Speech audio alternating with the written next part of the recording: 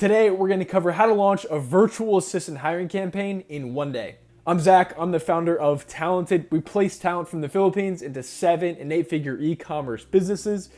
I sell on Amazon. We do $1 million a year in revenue, and I've been hiring from the Philippines myself since 2021. I'm making this video because every time I hop on the job boards, there's a flood of identical ChatGPT job postings that never actually end up hiring anyone. So I want to share with you the exact steps we use across all of our clients at Talented to launch our hiring campaigns so you can attract and hire the perfect VA for your e-commerce business. And if this is valuable to you, I hope that one day you work with us to find your next overseas hire. So the 3 steps we're going to cover today are the job posting, how to write a good one, then how to get people to actually apply to that job posting, then your pipeline, how to prepare for that influx of applicants.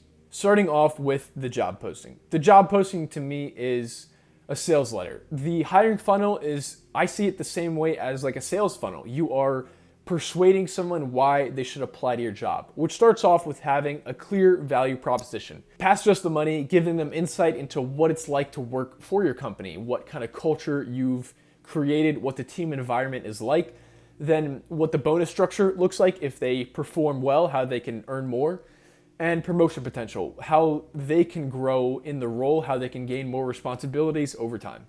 I really make this job posting to speak to them. This is where copywriting skills come in. So I'm identifying the ideal person that I want this job posting for and speaking to that person, what kind of language they would use and what traits that person would have. These applicants will have, say, a goal of 5 applications per day, but I don't want to just be application number 3. I don't want them to just be checking off another box. I want them to read the job posting and be like, wow, this is like a company I could actually see myself working for. Not only does that increase the amount of people that follow through and apply, but then once they start getting presented with our follow-up steps, they're more inclined to follow through because they remember how much that original job posting resonated with them. I also write it in a way that is going to attract the kind of people that share the same values as me and scare away the low performers, the people I don't want applying. This could be through saying things like, warning, everyone here treats this business as their own. That's going to have a much different effect to these 2 groups. So here's the template we use for all of our job postings, starting off with the personalization, something that's unique to our company or unique to the client that we're working with, and a bit about the job. This is like a couple sentences, but it's like paragraph format.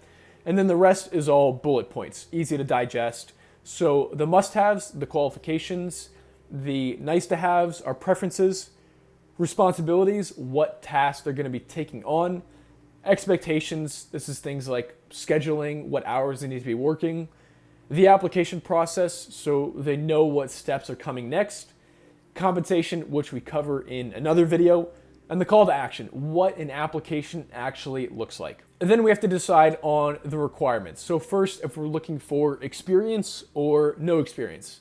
If we're looking for someone with direct experience in this role, there's gonna be a lot faster ramp up time. They're gonna be hitting the ground running a little better, but they are gonna demand a higher base salary, and they might bring in habits that they had from their past role that maybe aren't the same way we do things here. Then if you're looking for no direct experience, it's going to be a blank slate to teach someone on your ways, and the base salary is going to be a lot more affordable, but there is going to be a bit of a training period required, and they might make what you would call beginner mistakes. Then we have to decide on the education level. What background industry would be ideal for this applicant, and do they need a degree? Then technical requirements, things like what software do they need to know, whether it be your CRM, your project management tool, or tools specific to this role. What English level do they need? How important is that to you? What internet speeds do they need? So for us, we look at a minimum of 50 megabits per second up and down. Will they need a webcam? Will they need headphones, backup power?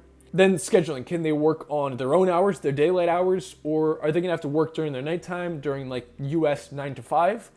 Or is there an in-between where you have some overlap for meetings and then they can also work when they see best fit? I tend to go for the last option, giving them a window of overlap for meetings, but still allowing them to work when they want to. Here's an example of a bad job posting I found, just a couple sentences. I'm sure they didn't hire anyone from this.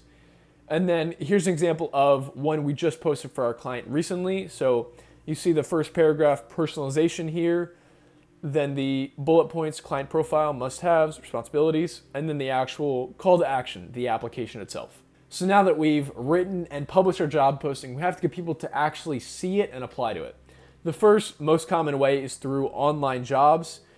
Good platform. There's plenty of applicants swarming on there. You'll get a good amount of applications, and the fee is only $70 a month, but you are going to have to do extensive vetting, not only in the skills and background side, but also in the English and competency side. Then Facebook and LinkedIn groups. This is great for a specialized role so you can get in front of the right people where they're hanging out. But there are a lot of group options to choose from.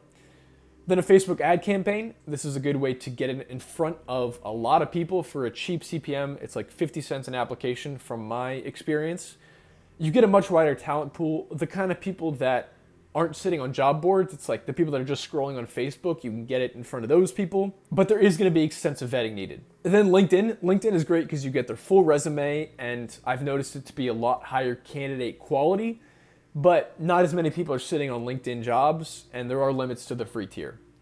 Then Upwork, I don't use this one anymore. It's good because you can see someone's profile, you can see their ratings and their secure payment, but there's a significant markup, and the kind of people applying on there are more looking for like freelance, taking on multiple people, not really the long-term work that I want. Then the last one we'll cover is a recruitment agency. That's what we do here at Talented, where we provide pre-vetted applicants. Now, this is going to be an expensive route depending on the company you're doing it through. It could be between $1,000 to $5,000. Then once we start receiving applicants, depending on how many platforms we posted on, this could be in the tens of applicants, could be in the hundreds, could be in the thousands. We have to find a way to start disqualifying people and narrowing it down to the final options. So this is our 4-level vetting protocol. Start off with the initial application with video responses, then a written response, then the initial interview, and then the follow-up interview. So for the initial application, deciding what it's going to look like. Are they going to apply on the platform?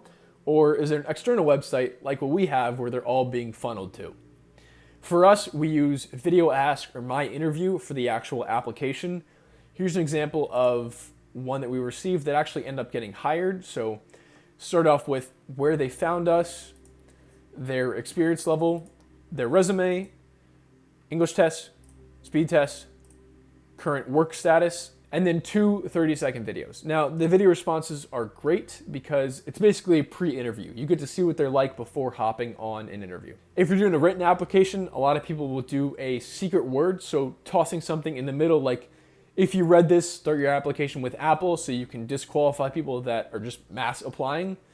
And my favorite is setting a deadline. I always set it 2 weeks from the time of posting because that's how long our campaign takes. And this is great for those people that might be tossing it in their bookmarks bar, waiting for like the right time when they're not as busy to apply to it. This is going to get them that urgency, push them over the edge. Then you have to prepare the steps after that. Are you going to go right into an interview after the application, or is there going to be a step in between? Like for us, we have our written response step.